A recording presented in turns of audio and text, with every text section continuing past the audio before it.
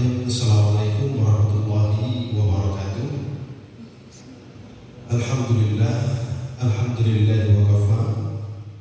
Wassalatu wassalamu ala Rasulillah Mustafa wa ala alihi wa ashabihi ahli sidqi wal wafa. Asyhadu an la ilaha illallah wahdahu la syarika lah wa asyhadu anna Muhammadan abduhu wa rasuluh. Anak-anak sekalian, pada hari ini kita akan kembali membahas mata kuliah Pancasila, yang mana pada pertemuan yang kedua ini kita akan menjelaskan tentang bagaimana lahir dan terbentuknya Pancasila. Jadi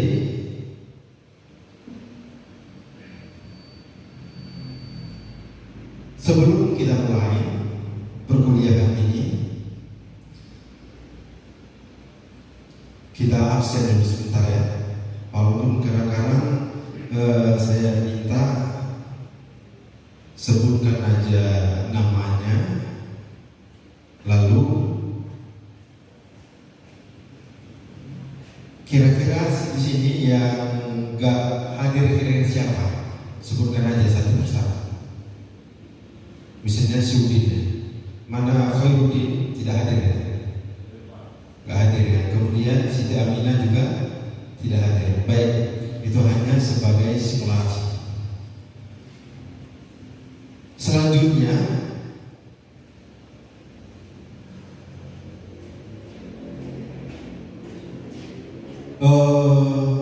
ketika kita ingin duduk di bangku perkuliahan, ya, ketika kita ingin duduk di bangku perkuliahan, maka tentu ada motivasi di dalam diri kita. Apakah itu motivasinya itu memang betul-betul mencari pengetahuan atau motivasi yang lain? Misalnya cari gelar, ya kan? Nah, gitu. Jadi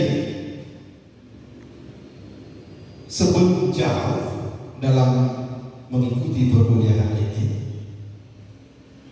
perlu kita luruskan kembali niat kita bahwa menuntut ilmu itu adalah wajib dalam hukum agama. Kemudian tidak ada yang bisa mengubah masa lalu. Masa lalu itu nggak bisa diubah. Tetapi Anda memiliki kendali atas masa depan Anda. Keputusan Anda hari ini membentuk Anda yang akan dicapai besok. Artinya apa? Masa lalu itu adalah sejarah, masa kini itu adalah realita, masa depan adalah cita-cita. Prepare yourself to good in your future. Persiapkan diri kita dengan sebaik mungkin untuk supaya masa depan kita lebih baik. Kemudian kira-kira apa yang terbenak, apa yang terpikir dengan kalian ketika mendengar namanya Pancasila? Silakan. Gak apa-apa ya.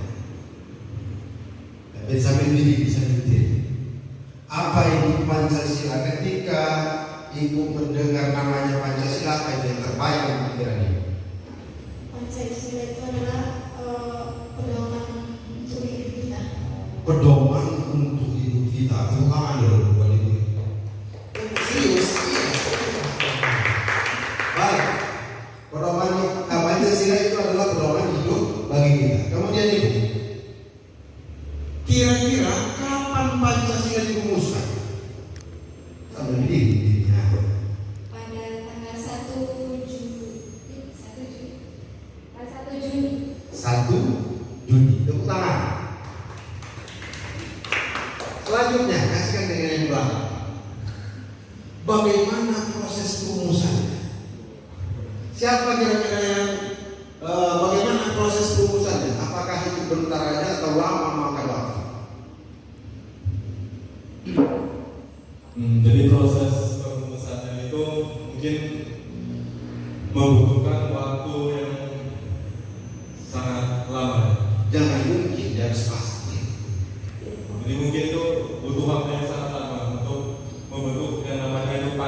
Pancasila. Oke, ulangi lagi.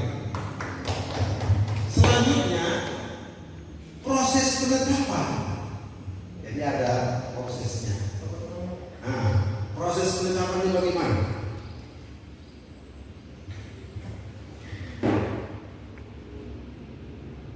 Proses penetapan Pancasila itu dikala waktu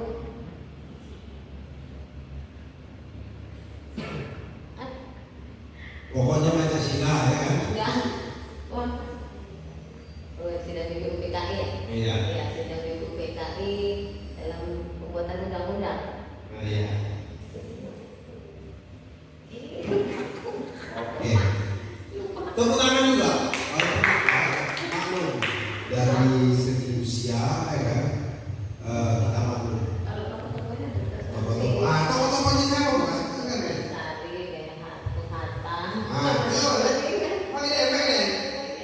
Ibu, Berdiri aja mungkin. Kenapa? Biar nampak merah. Siapa namanya? Lahir di sini. Wirosodo. Terus Wirosodo, siapa namanya? Soekarno, Muhammad Hatta, Ya. dan kawan-kawan. Nah, gitu. Oke. Baik. Dalam pertemuan yang kedua ini, ya, mahasiswa itu harus mampu menjelaskan pengertian Pancasila. Ya. Kemudian yang kedua, mahasiswa harus mampu menjelaskan sejarah dan latar belakang pembentukan Pancasila itu. Pancasila dalam sejarah Indonesia, ya. Pancasila dalam sejarah bangsa. Jadi Pancasila itu mustahil lahir begitu aja tanpa ada latar belakangnya. Jadi Pancasila kalau kita runtut dalam perjalanan bangsa, ada masa prasejarah, ya kan, gitu kan? Masa prasejarah, masa kolonial, masa kerajaan, masa kolonial, itu ada masa kemerdekaan atau pergerakan nasional baru kemerdekaan. Baik, adik-adik sekalian, kan ketika pada masa-masa sebelum Indonesia merdeka, sebelum dicetuskan Pancasila itu sendiri, ya, ada istilah ketika bangsa-bangsa Indonesia ini yang pada masa itu terdiri dari kerajaan-kerajaan kecil yang bisa disatukan, ya, yang bisa disatukan. Jadi dari kerajaan-kerajaan kecil itu memiliki nilai-nilai universal dalam menjalani kehidupan mereka. Jadi dari unsur-unsur yang ada itulah dirangkum oleh para perumus dari Pancasila. Mereka ambil itu semua untuk mempersatukan bangsa Indonesia. Jadi dapat kita lihat misalnya, ketika pada masa sebelum terjadinya Sumpah Pemuda, setiap daerah ketika orang Belanda datang, ya, mereka berjuang sendiri-sendiri. Sumatera berjuang sendiri, Jawa berjuang sendiri, Aceh berjuang sendiri, ya, Aceh juga berjuang sendiri. Kemudian Sulawesi berjuang sendiri. Akhirnya mereka beratus-ratus tahun tidak bisa memerdekakan diri dari penjajah. Timbullah rasa ingin bersatu. Barangkali dengan persatuan inilah kita akan bisa merdeka. Maka lahirlah di situ pahlawan-pahlawan yang berani mati demi apa? kemerdekaan. Demi menegakkan kebenaran dan persatuan. Kalau di dalam perjuangan Islam, mereka merdeka itu untuk apa? Menjaga imannya. Karena pada masa itu Belanda itu adalah kafir, jangan kafir. Kemudian begitu menjajah pasti memiliki pengaruh. Maka dari itu mereka harus dilawan. Kameramen boleh juga mutar-mutar nanti ya, pelan-pelan.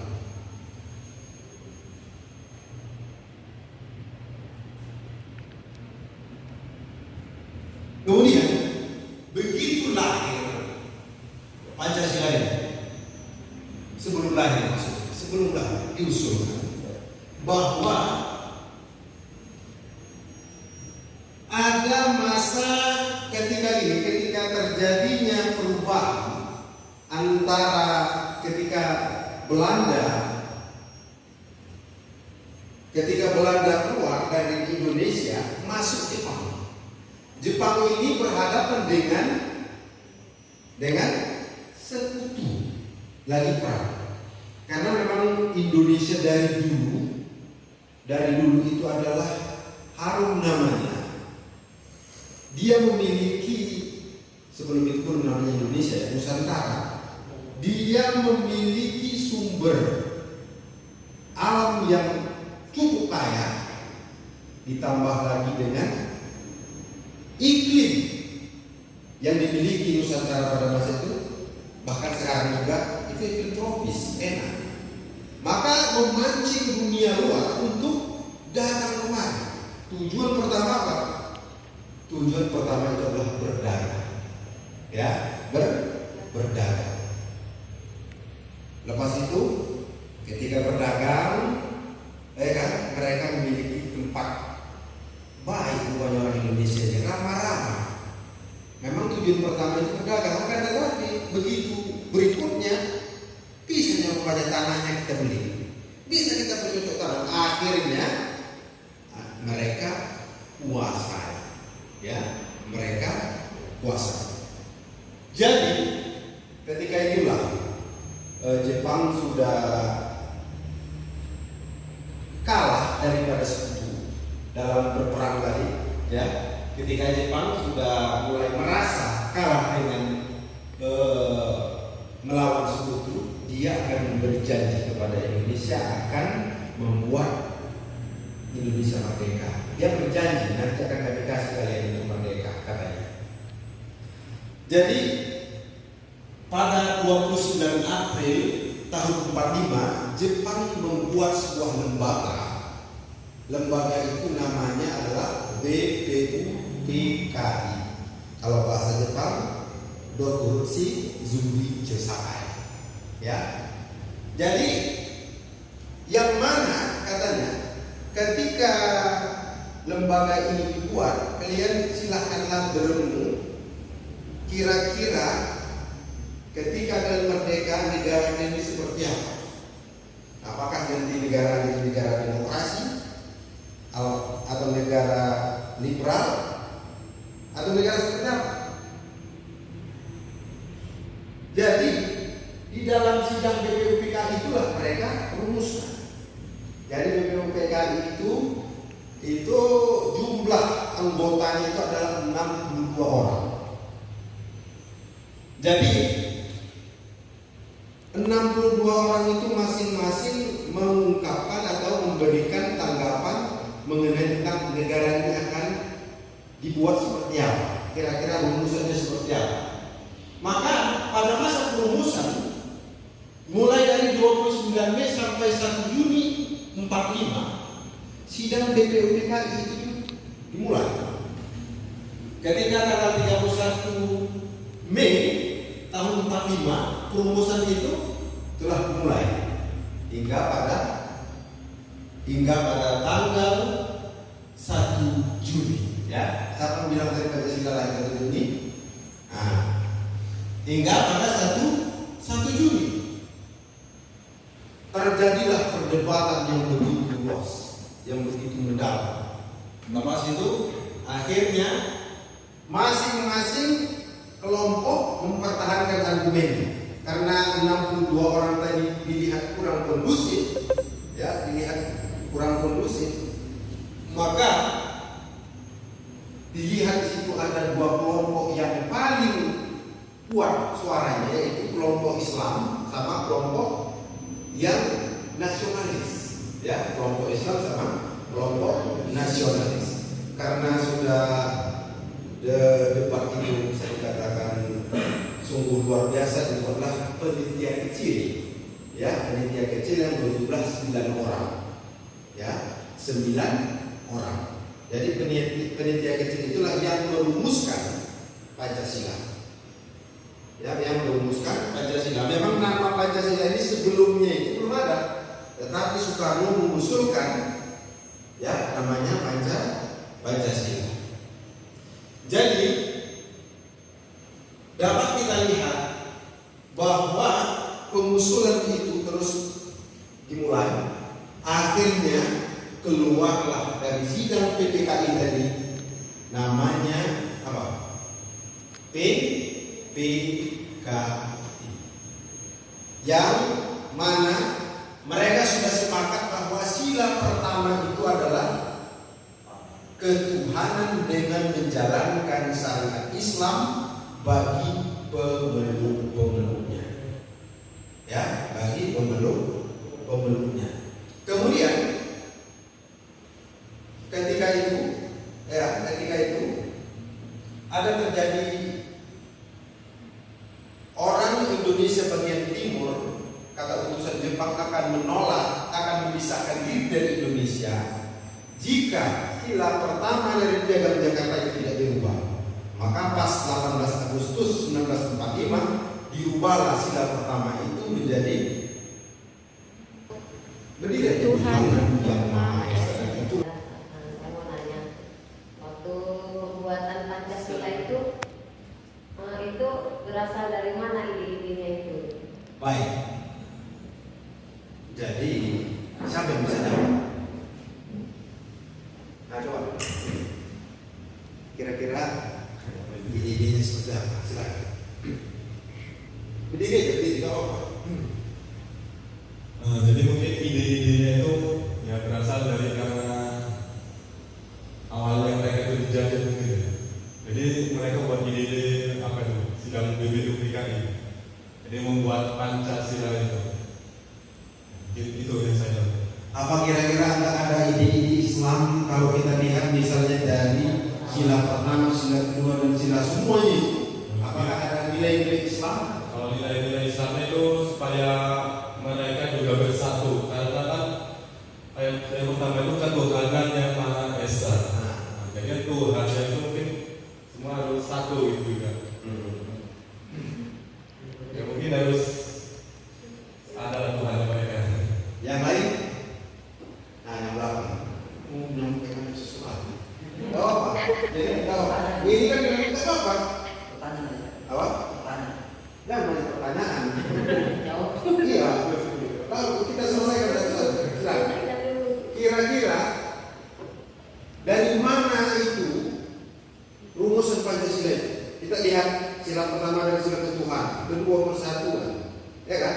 Ketiga kemanusiaan, yang keempat musyawarah, lima keadilan. Kira-kira dari lima itu tadi dari mana yang diambil?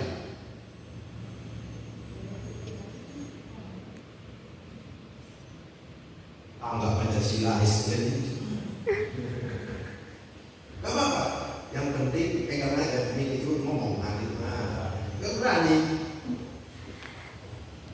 Dekatkan sini. Nah, untuk sila pertama mungkin ketuhanan yang Maha Esa, pengusul-pengusulnya dulu para pejuang Indonesia, terutama para kiai. Kiai. Tepuk tangan dulu.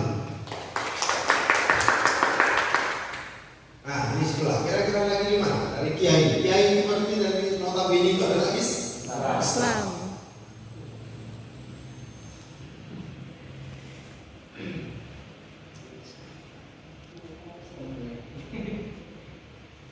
Gak apa-apa. Di sini pilihan itu dilatih untuk mempertajam sarjana kalian. Nah, gitu kan. Ditembak juga kayak garam-garam itu biasanya kalau baru-baru sidang itu lagi panas-panasnya, lagi semangat-semangatnya. Pertanyaannya dari 5 Pancasila itu, ya dari 5 butir Pancasila itu, kira-kira dari mana dia? Rumusannya di mana? Tadi siapa namanya?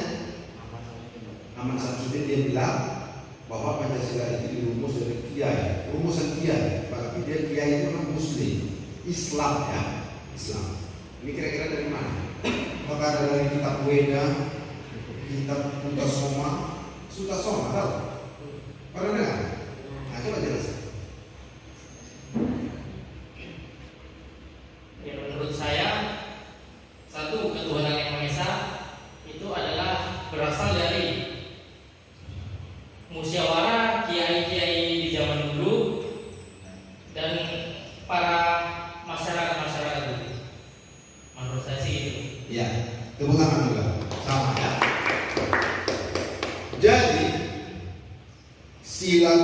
ketuhanan, sila kemanusiaan, sila persatuan, sila umat musyawarah, kemudian keadilan.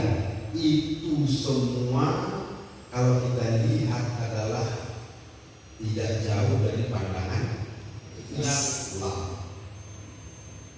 Maka kenapa yang ini diambil semua? Kemudian, ya kan? Semua itu adalah tidak ada tidak terdapat dari Islam. Ya, tidak terdapat dari Islam.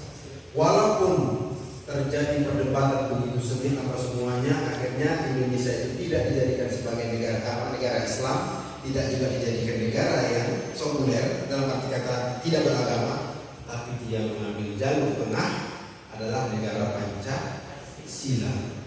Ya, Pancasila. Ini ada video ini. Nanti dari video ini kira-kira apa maksud dari video ini? Kira-kira? Iya. Selamat menyaksikan. Gimana? Izin ya. Iya. Ada ya. Nampak kan ini? Iya iya Pak. Ha.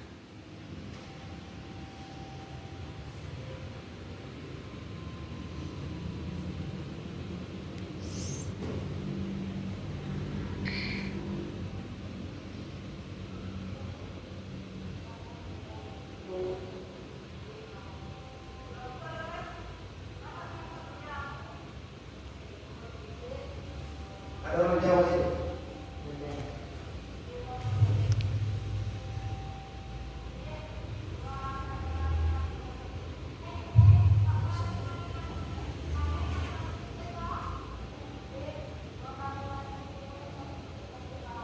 Halus sekali Jawanya Pak.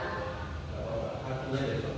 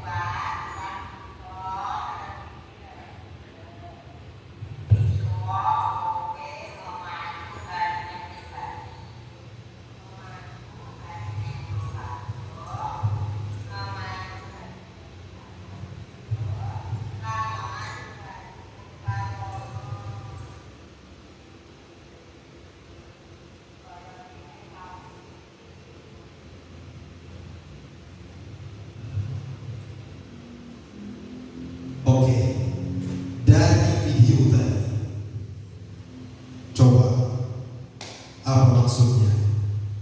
Ini kasihkan dia. Kemarin juga ya, masuk ke depan wajah. Sambil berdiri. Tadi ada satu bibi yang dia putih, ya kan? Dia tidak minta upah duit, tetapi sapu lidi. Yang lama-lama dia kumpulkan, baru diikat sama nenek tadi. Apa kira-kira pesan dari video itu?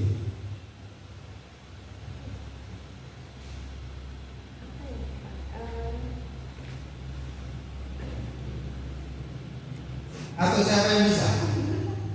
Ini mengukur kecerdasan juga dari adik kami.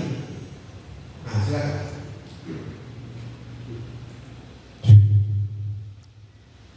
Pesan video tadi mungkin kalau kita ingin mendapatkan sesuatu, kita harus berusaha.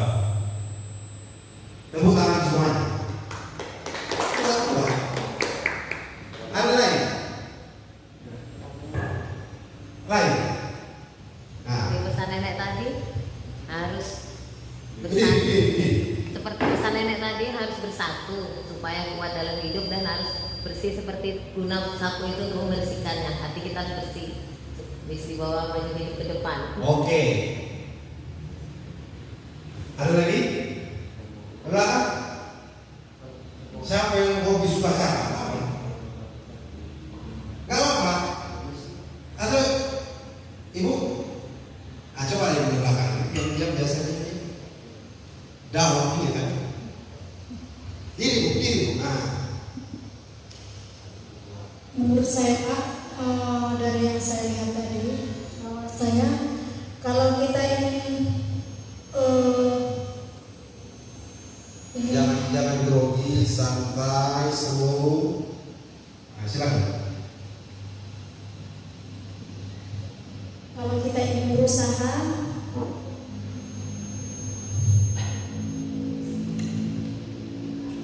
Kalau kita terus berusaha, maka jangan sampai putus. jangan sampai putus asa.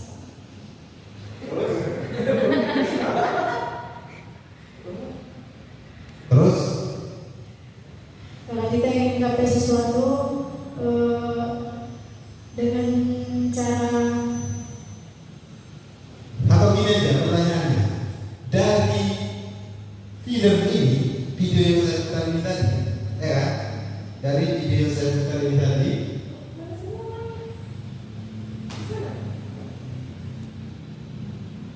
dari film yang saya putar ini tadi, kira-kira, ya kan? Apa hubungannya dengan Pancasila? mempersatu bangsa. Mempersatu. Tepuk tangan dulu. Yang lain, yang agak panjang sedikit. Bisa? Nah, silakan. Nah, kayak ikatan tali sapu tadi, kalau kita bersatu, kita kumpulkan sapu itu kan banyak. Tadi kan ikatannya mungkin longgar besar. Nah, dia mengumpulkan sapu lidi tadi itu mungkin sebiar banyak, biar bisa bersatu, biar ikatannya tadi tidak longgar, jadi tetap semuanya bersatu. Baik, tepuk tangan semuanya. Jawabannya sungguh luar biasa. Memang dalam arti kata bahwa walaupun kita kecil, itu kan di kita kan kecil-kecil. Kemudian diikat dengan niat, diikat dengan persatuan, maka menjadi kuat. Indonesia dulu adalah kerajaan-kerajaan kecil diikat dengan Pancasila, yang mana di dalam foto burung Garuda itu adalah ada kakinya mencengkram, Bhinneka Tunggal Ika, berbeda-beda tetap bersatu. Bisa dipahami? Baik. Kemudian artinya apa? Jangan sampai kalian itu merasa kecil, maka persatuan itu ketika kalian jaga, dan itulah akan membuat kalian menjadi kuat dan hebat. Barangkali ini yang dapat kita sampaikan dalam pertemuan ini. Terima kasih kepada adik kami sekalian. Untuk pertemuan berikutnya kita akan membahas tentang urgensi Pancasila dari sila pertama sampai sila kelima. Barangkali tidak bisa terkait. Terima kasih. Assalamualaikum warahmatullahi wabarakatuh. Waalaikumsalam